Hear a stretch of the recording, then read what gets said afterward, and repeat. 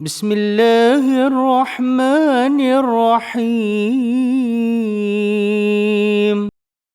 قل للذين آمنوا يغفروا للذين لا يرجون أيام الله ليجزي قوما بما كانوا يكسبون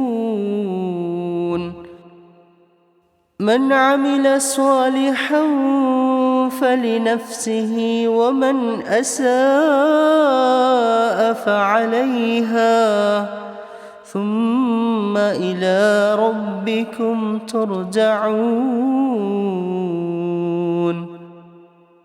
ബിസ്മില്ലാഹിർ റഹ്മാനിർ റഹീം അൽഹംദുലില്ലാഹി റബ്ബിൽ ആലമീൻ വസ്സലാത്തു വസ്സലാമു അലാ റസൂലിഹിൽ അമീൻ അലാ ആലിഹി വസഹ്ബിഹി അജ്മഈൻ.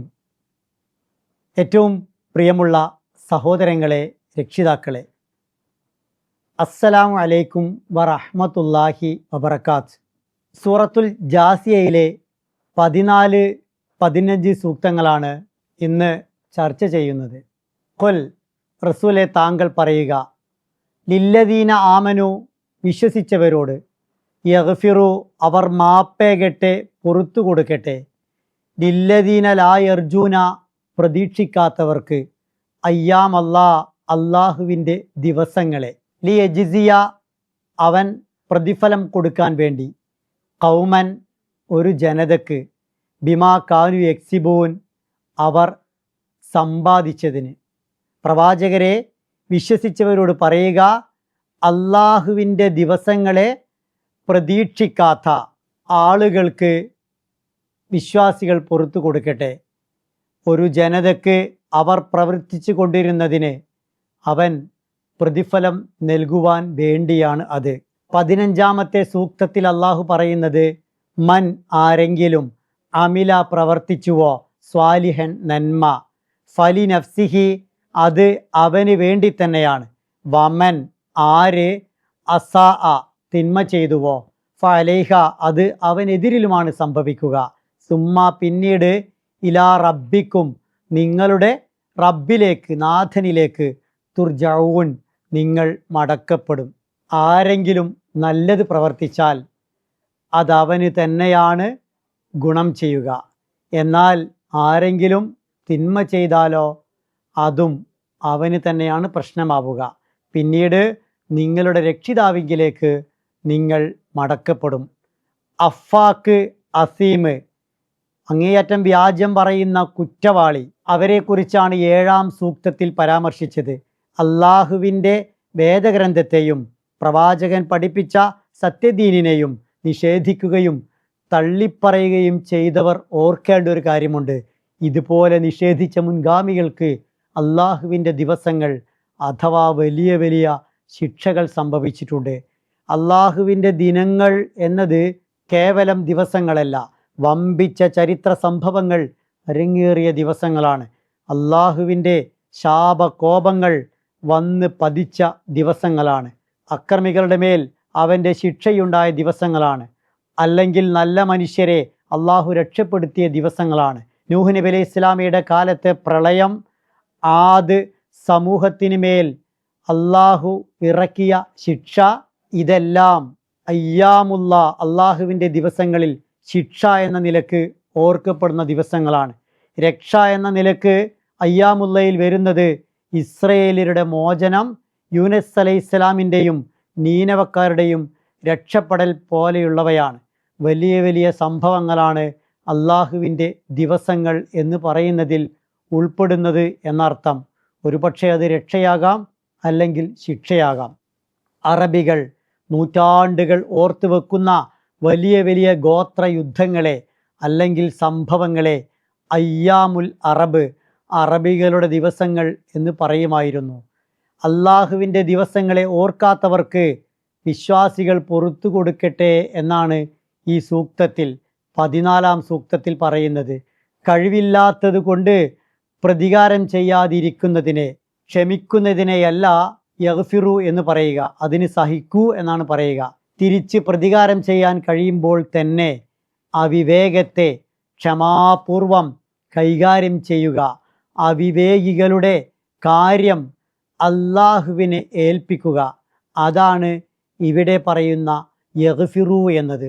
ധാർമ്മിക ബോധമില്ലാത്ത ഈ ആളുകളുടെ പ്രകോപനങ്ങളുടെ മുന്നിലോ വെല്ലുവിളികളിലോ നിങ്ങൾ വീണു പോകാൻ പാടില്ല. നിങ്ങളുടെ ഉന്നതമായ ധാർമ്മിക സംസ്കാര നിലവാരം നിങ്ങൾ കാത്തു സൂക്ഷിക്കുകയാണ് വേണ്ടത്. അതിരുവിട്ട് അവർ പറയുമ്പോൾ, അവർ ഉപദ്രവിക്കുമ്പോൾ അള്ളാഹുവിൽ ഭരമേൽപ്പിച്ച് മൗനം പാലിക്കണം. നിങ്ങൾ പ്രകോപിതരായി ഈ അവിവേകികളോട് തിരിച്ചടിക്കാൻ നിൽക്കരുത്. നിങ്ങളെ അവർ ഏറെ പ്രകോപിപ്പിക്കാൻ ശ്രമിക്കും.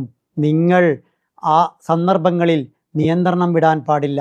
മുൻകാലങ്ങളിൽ വിശ്വാസികളെ പ്രകോപിപ്പിക്കാൻ സിഹ്ർ, ജുനൂൻ, ഭ്രാന്ത് എന്നൊക്കെയാണ് പറഞ്ഞിരുന്നതെങ്കിൽ ഇന്ന് ആ സ്ഥാനത്ത് ഭീകരത, ജിഹാദ് തുടങ്ങിയ പദങ്ങളാണ് സത്യനിഷേധികളും ദീനിൻ്റെ ശത്രുക്കളും ഉപയോഗിച്ചു കൊണ്ടിരിക്കുന്നത്. ഇത്തരം ആളുകളോട് അതേ നാണയത്തിൽ തിരിച്ചടിക്കാതെ, മറു ആരോപണങ്ങൾ കൊണ്ട് അവരെ നേരിടാതെ, അവരർഹിക്കുന്ന കർമ്മഫലം അള്ളാഹു അവർക്ക് നൽകുക തന്നെ ചെയ്യുമെന്ന നല്ല ബോധ്യത്തോടെ പ്രകോപിതരാകാതെ വിശ്വാസികൾ ക്ഷമ പാലിക്കണം. പ്രകോപിതരായി എന്തെങ്കിലും ചെയ്താൽ അള്ളാഹു വിശ്വാസികളെ അവരുടെ പാട്ടിന് വിടും.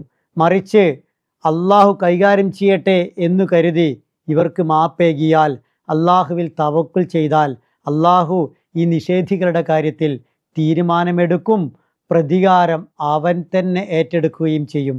ഈ ആയത്തിന് വ്യത്യസ്ത അവതരണ കാരണങ്ങൾ, സബബ് നുസൂലുകൾ പറയപ്പെട്ടിട്ടുണ്ട്.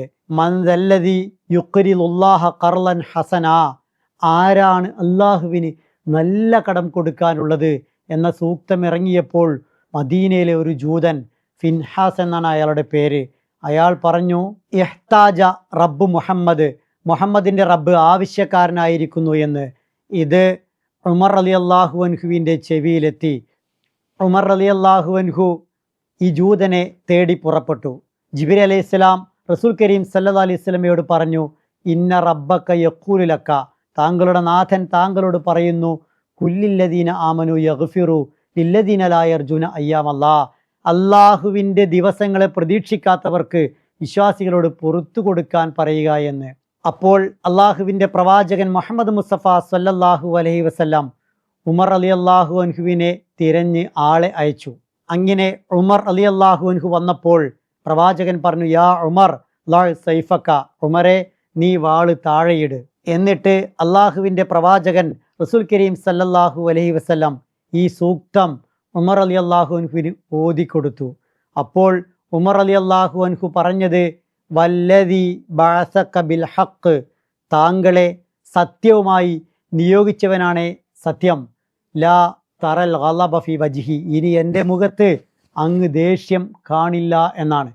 പ്രിയപ്പെട്ടവരെ, വിശുദ്ധ ഖുർആനിൽ ഇങ്ങനെയുണ്ട് എന്ന് കേട്ടപ്പോൾ ഉടനെ ജീവിതത്തിൽ പകർത്തിയ മഹാനായ ഉമർ റളിയല്ലാഹു അൻഹു നമുക്ക് എപ്പോഴും മാതൃകയാണ്.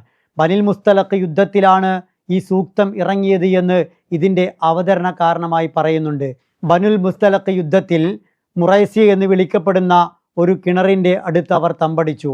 അബ്ദുല്ലാഹ് ബിൻ ഉബയ്യ് അയാളുടെ ഒരു ദാസനെ വെള്ളം തേടിക്കൊണ്ട് അയച്ചു. ആ ദാസൻ വെള്ളം കൊണ്ടുവരാൻ ഏറെ വൈകി. ഫലമ്മ അത്താഹു, അയാൾ എത്തിയപ്പോൾ ഈ അബ്ദുല്ലാഹ് ബിൻ ഉബയ്യ് ചോദിച്ചു, മാ ഹബസക്ക, എന്താണ് നീ ഇത്ര വൈകിയത് എന്ന്. അതിന് അയാൾ പറഞ്ഞു, ഗുലാമു ഉമർ ഖഅദ അലാ ഫമിൽ ബിർ, ഉമർ റളിയല്ലാഹു അൻഹുവിൻ്റെ ഒരു ദാസൻ കിണറിൻ്റെ മുന്നിലിരിക്കുകയും ഫമാ തറക അഹദൻ യസ്ഖി, ആരെയും വെള്ളമെടുക്കാൻ സമ്മതിക്കാതിരിക്കുകയും ചെയ്തു. ഹത്താ മൽഅ ഖിർബൻ നബി സല്ലല്ലാഹു അലൈഹി വസല്ലം, അങ്ങനെ അദ്ദേഹം നബി സല്ലല്ലാഹു അലൈഹി വസല്ലമയുടെ പാത്രം നിറച്ചു. വ ഖിർബ അബീ ബക്കർ വ മല അലി മൗലാഹു, അബൂബക്കർ റളിയല്ലാഹു അൻഹുവിൻ്റെ പാത്രം നിറച്ചു. അദ്ദേഹത്തിൻ്റെ യജമാനൻ ഉമർ റളിയല്ലാഹു അൻഹുവിൻ്റെ പാത്രവും നിറച്ചു.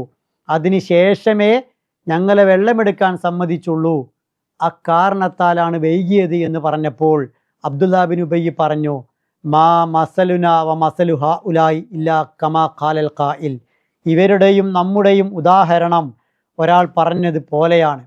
സമ്മിൻ കൽബക യക്കുലുക, നീ നിൻ്റെ ശുനകന് ധാരാളം ഭക്ഷണം കൊടുത്ത് ശരീരപുഷ്ടിയുള്ളതാക്ക്, ആ ശുനകൻ നിന്നെ തന്നെ ഭക്ഷിക്കുമെന്ന്. ഒരു നായക്ക് നീ തീറ്റ കൊടുത്ത് അതിനെ വലുതാക്കിയാൽ അത് നിന്നെ തന്നെ ഭക്ഷിക്കുമെന്നുള്ള പ്രയോഗമാണ് അബ്ദുല്ലാബിൻ ഉബൈ നടത്തിയത്.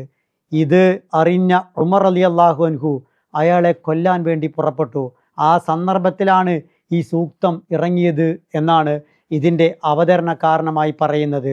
അള്ളാഹുവിൻ്റെ ദീനിനെയും പ്രവാചകനെയും ഏറ്റവും അധികം ആക്ഷേപിച്ചും എതിർത്തും നടന്നിരുന്ന ഒരു മനുഷ്യൻ വളരെ മോശമായ പ്രയോഗത്തിലൂടെ അള്ളാഹുവിൻ്റെ പ്രവാചകൻ്റെയും അബൂബക്കർ അള്ളാഹുവിൻ്റെയും ഉമർ അള്ളാഹുവിൻ്റെയും പാത്രങ്ങളിൽ വെള്ളം നിറച്ചതിനെ സംബന്ധിച്ച് പറഞ്ഞപ്പോൾ അവർക്ക് ഇവരുടെ പാത്രം വെള്ളം നിറക്കുവോളം നിറക്കാൻ കഴിയാത്തതിനെക്കുറിച്ച് പറഞ്ഞപ്പോൾ ഉമർ അള്ളാഹു അയാളെ കൊല്ലാൻ പുറപ്പെട്ട സന്ദർഭത്തിലാണ് ഇങ്ങനെ പ്രകോപനം വേണ്ടതില്ല, വിട്ടേക്കുക എന്ന് പറഞ്ഞത്.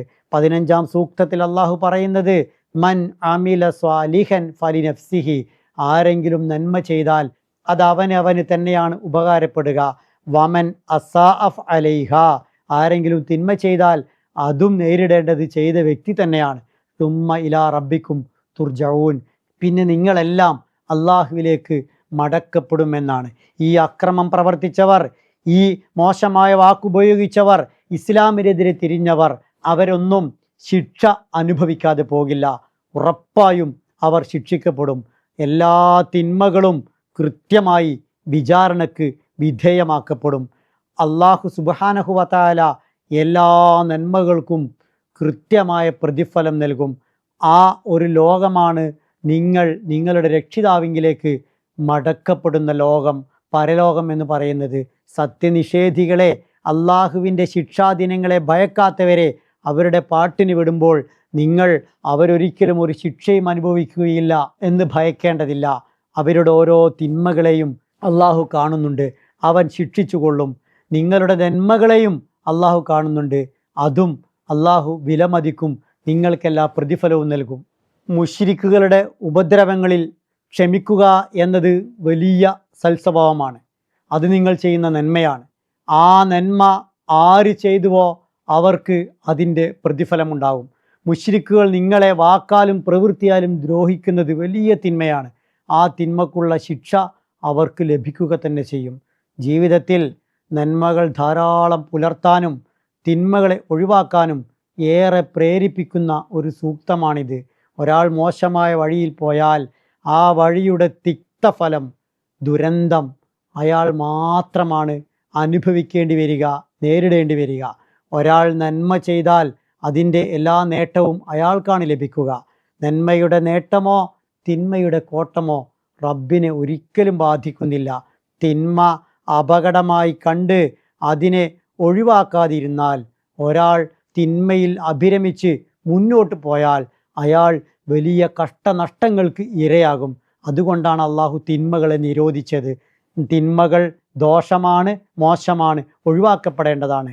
എന്നാൽ ഒരാൾ നന്മയിൽ മുന്നോട്ട് പോയാൽ ആ നന്മ കൊണ്ട് അള്ളാഹുവിന് പ്രത്യേകിച്ച് നേട്ടമൊന്നുമില്ല. പക്ഷേ ആ വ്യക്തിയുടെ രക്ഷക്ക്, ഗുണത്തിന് ആ നന്മ എത്തും. അതിനാൽ സ്വന്തം കർമ്മഫലം ഒറ്റക്കൊറ്റക്ക് നേരിടേണ്ട ഒരു ലോകത്ത്, സുമ്മ ഇലാ റബ്ബിക്കും തുർജഊൻ, നിങ്ങൾ മടക്കപ്പെടുന്ന ഒരു ലോകത്ത് നിങ്ങളുടെ രക്ഷയ്ക്ക് വേണ്ടി നിങ്ങൾ നന്മ ചെയ്യുക തന്നെ വേണം. സത്യവിശ്വാസികളുടെ ഹൃദയത്തിന് വലിയ വിശാലത നൽകുന്ന, വെളിച്ചം നൽകുന്ന, സമാധാനം നൽകുന്ന ഒരു സൂക്തം കൂടിയാണ് ഇത്. സത്യനിഷേധികളുടെ എന്തെല്ലാം അരുതായ്മകളുണ്ടോ, സത്യനിഷേധികളുടെ എന്തെല്ലാം മോശപ്പെട്ട സമീപനങ്ങളുണ്ടോ, അതിലൊക്കെ വിശ്വാസി സ്വീകരിക്കേണ്ട സമീപനം ക്ഷമയുടേതാണ്. അതുപോലും പരലോകത്ത് ഗുണമായി ഭവിക്കും. ആ പരലോകത്തിൽ അടിയുറച്ച് വിശ്വസിച്ചുകൊണ്ട് നിങ്ങൾ മുന്നോട്ട് പോകണം. ഫമയ്യമൽ മിസ്കാല ദർറത്തിൻ ഖൈറയ്യറ, അണുമണി തൂക്കം നന്മ ചെയ്താൽ അത് പരലോകത്ത് കാണും.